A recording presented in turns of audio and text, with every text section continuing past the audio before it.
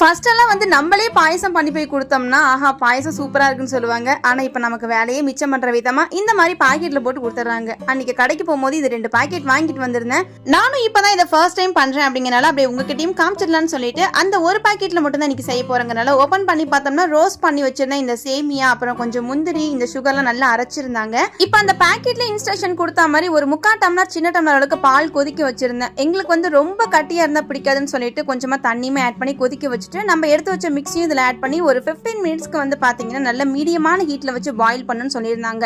நான் கொஞ்சம் தண்ணி எக்ஸ்ட்ரா சேர்த்திருந்தேன் அப்படிங்கிறதுனால கொஞ்சம் சுகர் கம்மியா இருந்த மாதிரி இருந்தது. அதனால ஒரு 1/2 டீஸ்பூன் அளவுக்கு மட்டும் சுகர் ஆட் பண்ணி ஒரு 15 மினிட்ஸ் மாதிரி நல்லா வந்து பாயில் பண்ணிட்டேன். அதுவும் சூப்பரா வெந்துருச்சு. ஒரு 10 to 15 மினிட்ஸ்க்குள்ள சூப்பரா வந்து இங்க பாயசம் ரெடி ஆயிடுச்சு. இன்ஸ்டன்டா பாலை கொதிக்க வச்சு பவுடர் போறது ரொம்பவே ஈஸியா தான் இருக்கு. இந்த ஒரு பெரிய பவுல் ஃபுல்லாவும் ஒரு சின்ன பவுல் ஃபுல்லாவுமே வந்து பாத்தீங்கன்னா இந்த ஒரு சின்ன பாக்கெட்ல நமக்கு பாயசம் கிடைச்சது.